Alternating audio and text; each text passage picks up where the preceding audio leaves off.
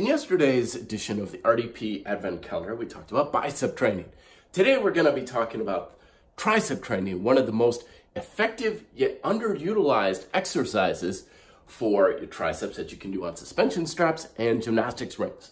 I'm also going to be talking about two effective strategic ways to create a caloric deficit so you can lose weight.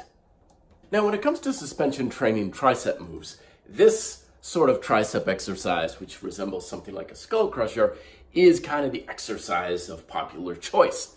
And it's a great exercise. You can come high, you can come fairly low, but it by no means is the most difficult, and I would argue the most effective way to blast those horseshoe triceps. This bad boy is the standing triceps press. It's a very hard exercise, does not require a lot of resistance. You can see I'm barely leaning back at all, but it's brutal for triceps and really targets particularly the muscle right up here by the shoulder rather than a little bit closer to the elbow like the other variation tends to do.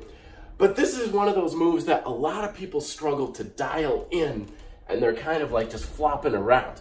So here are some of the finer points of this exercise you want to keep in mind. One, let the elbows come back behind you a little bit at the bottom here.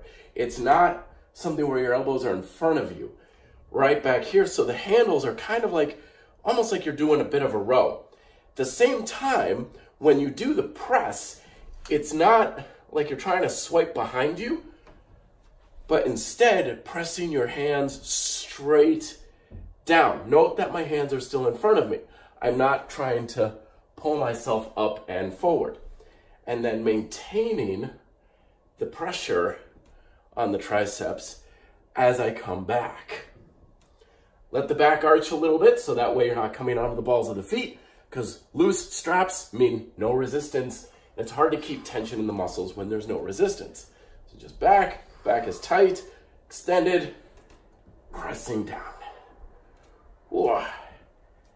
This is a great one for gymnastics rings because you don't have to have a rotating handle for it because you're just primarily pressing straight down. But it does help to have a little bit of rotation for things like the monkey bar trainer here. Very important to just keep it smooth and consistent.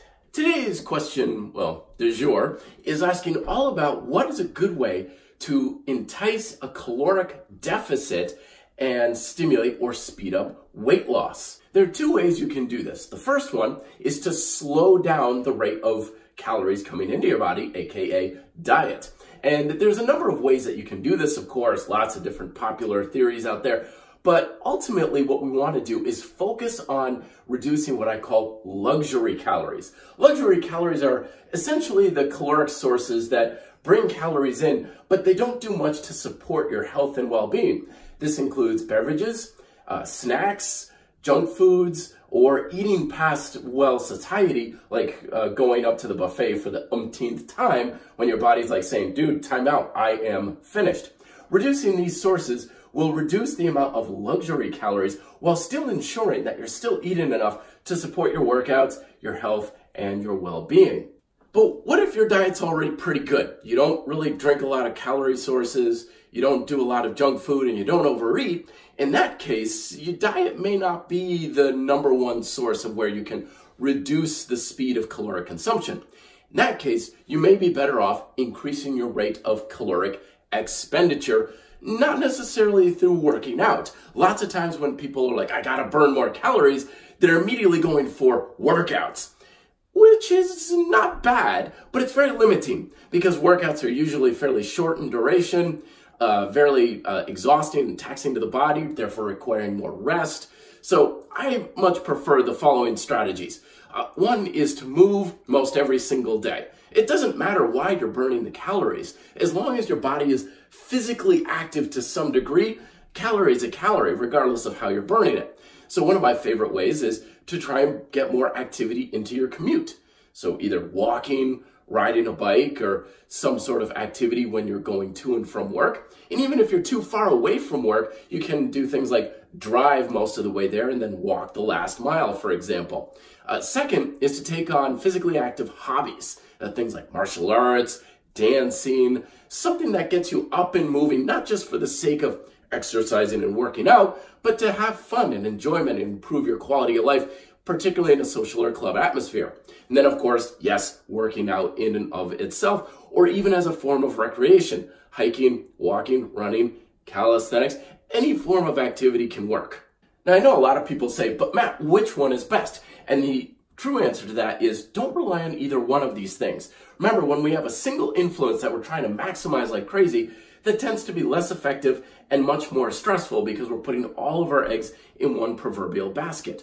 So instead, the whole, I know it's cliche, but eat less, move more, is reduce the amount of luxury calories in your diet while still making sure you're eating plenty of quality whole foods to support yourself, while at the same time improve your amount of physical activity on a daily basis for commuting, hobbies, recreation, or health and fitness as well. So do you have any questions on that tricep press? Or what are some of your calorie deficit tips that you'd love to share with the RDP community? We would love to hear from you. Leave them down below. Till then, be fit, live free.